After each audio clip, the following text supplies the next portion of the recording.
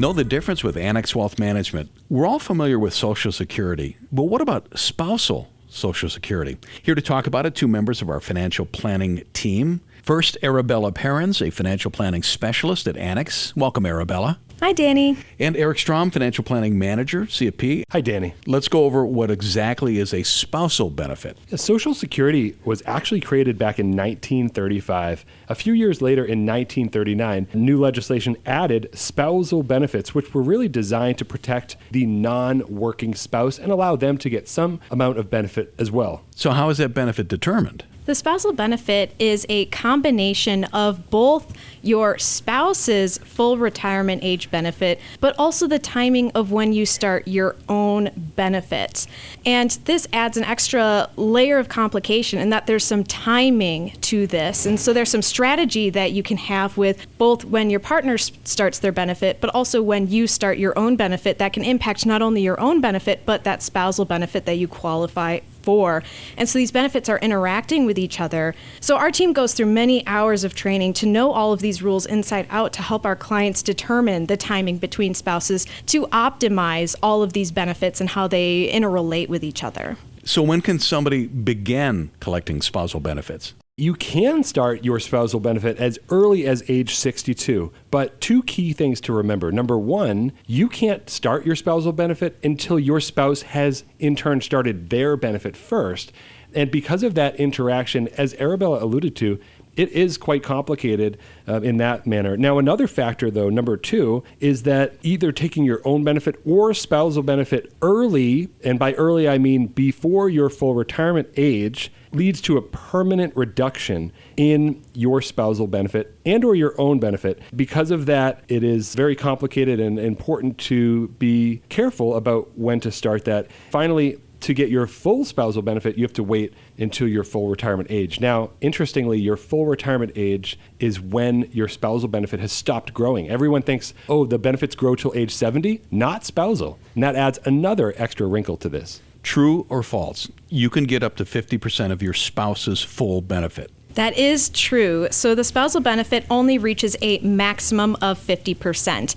And that is a key word, maximum. So just like Eric mentioned, you cannot delay beyond full retirement age and get over that 50%. So if you start before full retirement age, you do get that permanent reduction below 50%, but it can never go above that 50% amount. Wow, I can see how this gets complicated. We're talking about spousal Social Security benefits. If somebody's widowed or divorced, can they still claim spousal Social Security benefits? Yes. So starting off with widows do not receive spousal Social Security benefits, but rather something that we call survivor benefits. So survivor benefits have different rules to spousal benefits. It is a completely different ball game in that you can get as much as 100% of the deceased spouse's benefit. On the other hand, ex-spouses can claim spousal benefits as long as they were married for at least 10 years.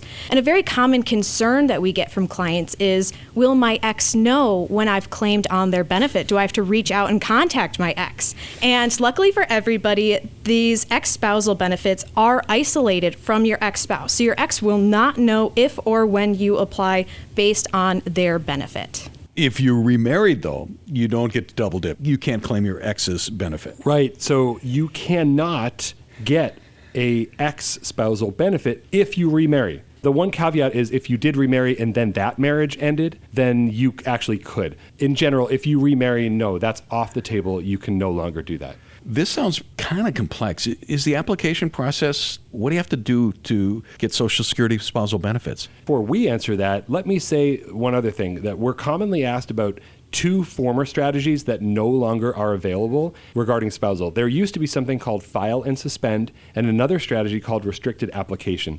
We get a lot of client questions still about those, like, hey, can I file for my own benefit, pause it, and then get my spousal benefit and let mine grow? The days of doing those two strategies are over. They were legislated out of existence and they are no longer able to be used. If you do apply, though, Arabella, walk us through what that process looks like. The most important thing to understand about the application process when it comes to spousal benefits is something we call the deemed filing rule. So when someone files for one benefit, so this is either your own benefit or your spousal benefit, you will actually be deemed to be filing for both benefits at the same time. And the Social Security Administration will look at which of these benefits is higher at the time, and you will receive whatever that higher amount is. You don't have to specially designate that you're applying for the spousal or your own benefit. You're just applying for both at the same time. And when it comes to applying, there's several ways that you can do that. You can apply online, over the phone, or at your local Social Security office.